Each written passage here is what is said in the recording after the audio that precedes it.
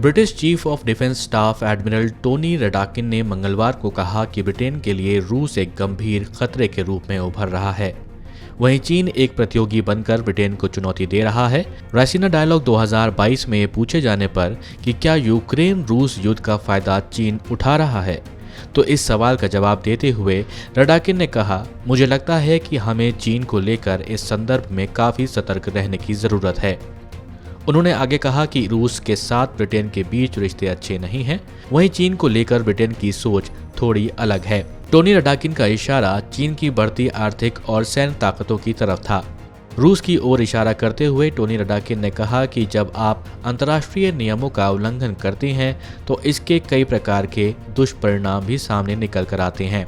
उन्होंने आगे कहा कि युद्ध, जो कि एक खतरनाक और बेलगाम स्थिति होती है, वो कई भयंकर घटनाओं को जन्म दे सकता है। रूस द्वारा यूक्रेन पर किए जा रहे भारी बमबारी को लेकर चिंता जाहिर करते हुए ब्रिटिश सशस्त्र बल प्रमुख ने कहा कि यदि कोई देश हथियारों के गलत इस्तेमाल की निंदा करता है तो रूस जो वर्तमान में कर रहा है उससे उसे सतर्क हो जाने की जरूरत है। उल्लेखनीय है कि चीन के विदेश मंत्रालय के प्रवक्ता वांग वेनबिन ने मंगलवार को कहा है कि कोई भी देश तीसरे विश्व युद्ध के प्रकोप को नहीं देखना चाहता है।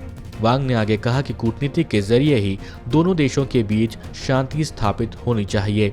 बता दें कि पिछले कुछ सालों में भारत और चीन के रिश्तों में भी थोड़ी कड़वाहट आ चुकी है। 5 मई 2020 को पेंगोंग झील क्षेत्रों में हिंसक झड़प के बाद 23 महीनों से भारत और चीन की सेनाएं पूर्वी लद्दाख में सीमा पर डटी हुई हैं। दोनों देशों की तरफ से लगभग 50,000 से लेकर 60,000 सैनिक वास्तविक नियंत्रण रेखा यानी LAC पर डटे हुए हैं। और वहीं दूसरी तरफ संयुक्त राष्ट्र प्रमुख एंटोनियो गुतेरेस आज मॉस्को की 3 दिवसीय यात्रा पर जाने वाले हैं। इस यात्रा से उनका मकसद राष्ट्रपति व्लादिमीर पुतिन से बात कर उन्हें यूक्रेन युद्ध रोक सीज फायर करने से है। समाचार एजेंसी रॉयटर्स के मुताबिक वो आज राष्ट्रपति पुतिन से मुलाकात कर सकते हैं। पहले भी कई बार इसकी अपील कर चुके हैं। इस यात्रा से पहले उन्होंने तुर्की के राष्ट्रपति एर्दोगन से भी मुलाकात की है। वहीं दूसरी तरफ राष्ट्रपति व्लादिमीर पुतिन ने भी तुर्की के राष्ट्रपति से फोन पर बात की है।